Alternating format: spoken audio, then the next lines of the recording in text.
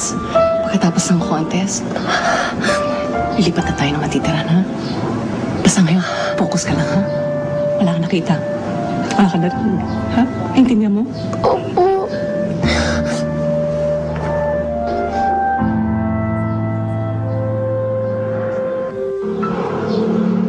And now, contestant number 8, Charisse Benbenco.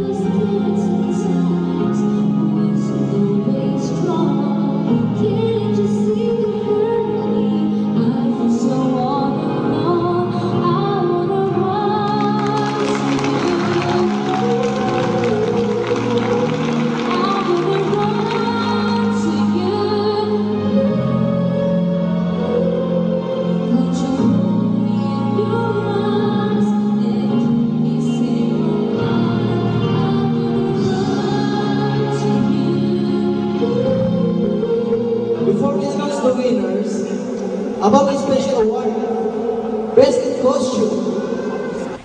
And the winner for Best in Costume is contestant number 8, Charisse Benbenco. Charis, ito yung tinawag. Yung tinawag, pangatang tinawag.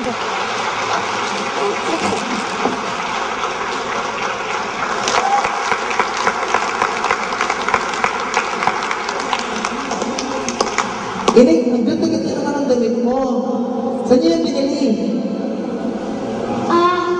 Hindi po namin ito binili.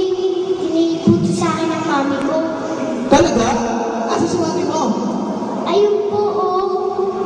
Mami! Uy, mami. Galing-galing naman ni mami. Palakpakan natin ulit. The winner, Best in Costume, Miss Charisse Benbenco. Sino yung trophy mo? Ayan, tabangin natin yung ibang contestants. Come on. And the third place goes to Charisse Benbenco.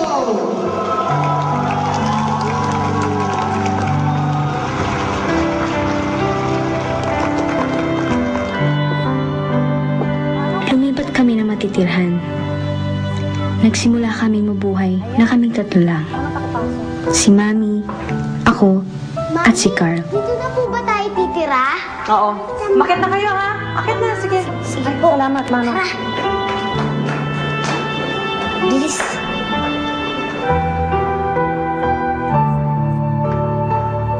Si Mami, kung hindi nagtatrabaho sa factory, sinasamahan niya ako sa iba't ibang singing contest.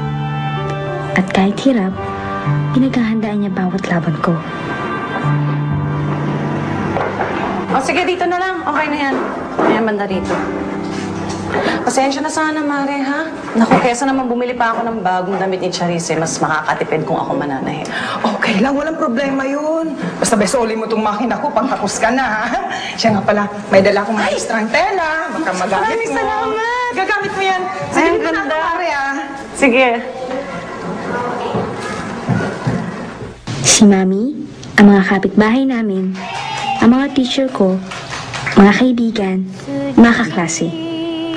Sila ang naging inspirasyon ko sa pagkanta. Dahil sa kanilang pagtitiwala, nagkaroon din ako ng tiwala sa sarili ko. At sa tuwing nakikita ko silang masaya dahil sa aking musika, gumagaan ang pakiramdam ko. Lalo kong minamahal ang pagkanta. Pero hindi sa lahat ng panahon, nagtatagumpay ako. Okay lang yan, huwag ka na umiyak. Alam mo, ganyan talaga ang singing contest. Parang sugal yan. Minsan panalo, minsan talo. Alam mo, hindi importante importante yung manalo ka. Ang importante, ginalingan mo. Binigay mo yung lahat na makakayanan mo. Kaya kahit wala ka mang maiuwing tropeo, para sa akin, the best ka pa rin.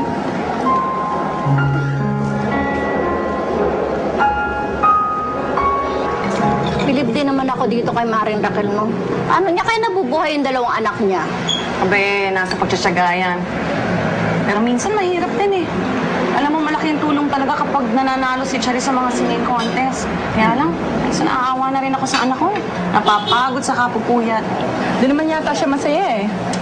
Kung sa bagay. Kaya lang, alam mo, minsan sabi ko nga sa kanya, tama na.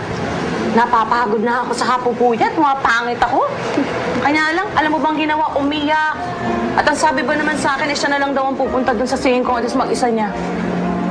Tignan mo nga yung mga anak ko, o luma ang mga gamit.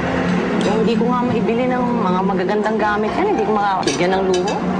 Eh bakit hindi ka kaya lumapit sa asawa mo? May kaya yun ah. Ano? Naku, huwag na, no? Ay, naku, mamatay na ako, hindi ako lalapit dun. Aba eh, kung talagang gusto mong kumanta sa TV, kailangan paghandaan mo yan. Unang-una, bawal kumain na masyadong malamig. Nakakasama yan sa boses, alam mo ba?